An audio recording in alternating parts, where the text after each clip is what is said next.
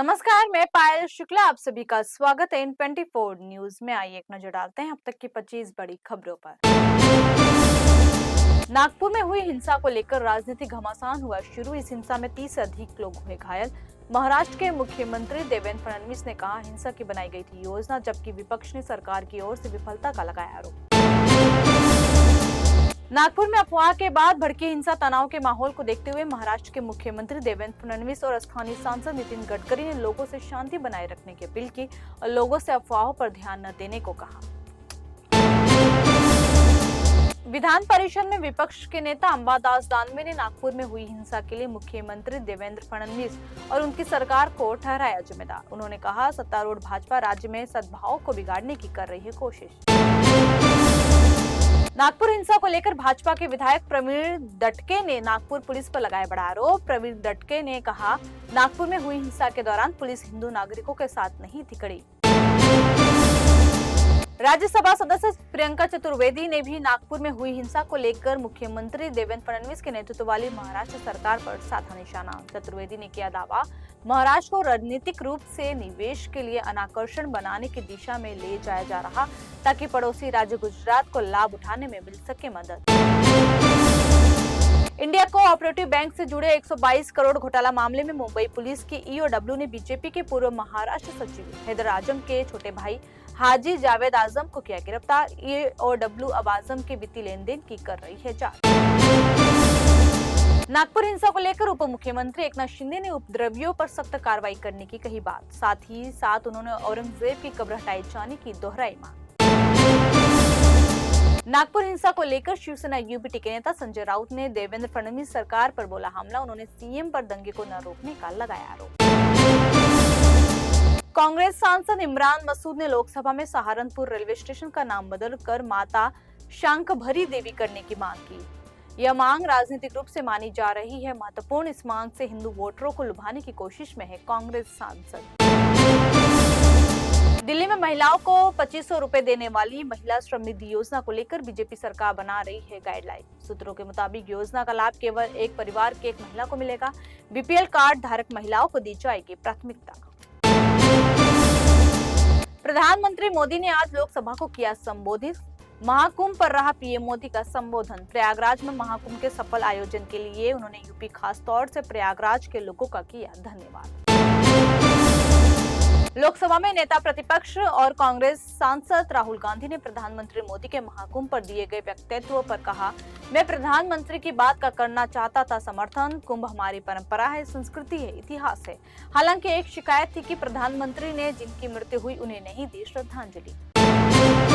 हरियाणा के रेवाड़ी के औद्योगिक क्षेत्र में प्लास्टिक कूलर बनाने वाली फैक्ट्री में लगी आग। मौके पर पहुंची दमकल की 20 से 25 गाड़ियों ने कड़ी मशक्कत के बाद आग पर पाया काबू।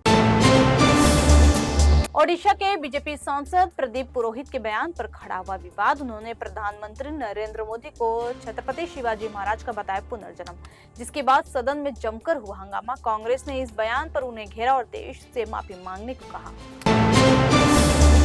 नई दिल्ली में बनाए गए भारत मंडपम की तरह अब जयपुर में बनने वाला है राजस्थान मंडपम। राजस्थान मंडपम के लिए जयपुर के जयसिंहपुरा खोर में 35 हेक्टेयर जमीन पर करीब 100 करोड़ की लागत से बनेगा राजस्थान मंडप। औरंगजेब की कब्र को हटाने के कुछ दक्षिणपंथी संगठनों की मांग के बीच बहुजन समाज पार्टी की प्रमुख मायावती ने कहा किसी की कब्र को नुकसान पहुंचाना नहीं है सही, क्योंकि इससे राज्य में शांति और सद्भाव हो रहा है खराब।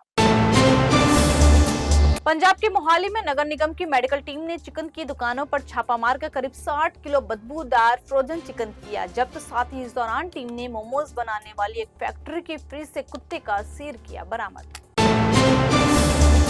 ग्रेटर नोएडा के कृष्णा लाइफ लाइन अस्पताल में आज सुबह सीमा ने बेटी को दिया जन्म। सीमा सचिन के घर बेटी का हुआ जन्म। इस बात की जानकारी सीमा को अपनी बहन कहने वाले वकील एपी सिंह ने दी।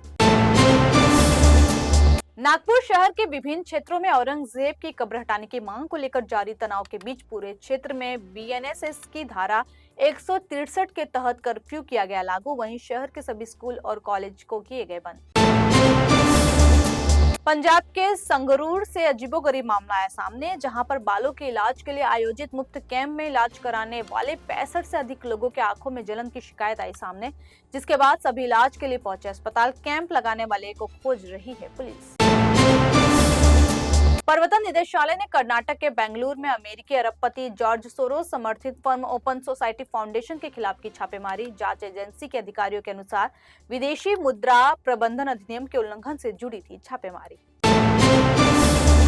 प्रवर्तन निदेशालय ने जमीन के बदले नौकरी धन शोधन मामले में पूछताछ के लिए राजद अध्यक्ष और बिहार के पूर्व मुख्यमंत्री लालू प्रसाद, उनकी पत्नी राबड़ी देवी और बेटे तेज प्रताप यादव को किया तलब। तीनों के बयान धन शोधन निवारण अधिनियम के तहत किए जाएंगे दर्ज।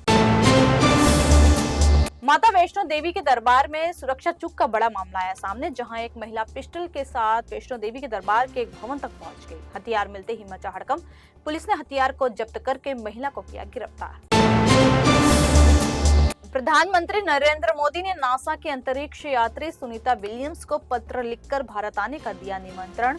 केंद्रीय मंत्री डॉक्टर जितेंद्र सिंह ने प्रधानमंत्री मोदी की ओर से नासा की अंतरिक्ष यात्री सुनीता विलियम्स को लिखे गए पत्र को साझा करते हुए किया ट्वीट।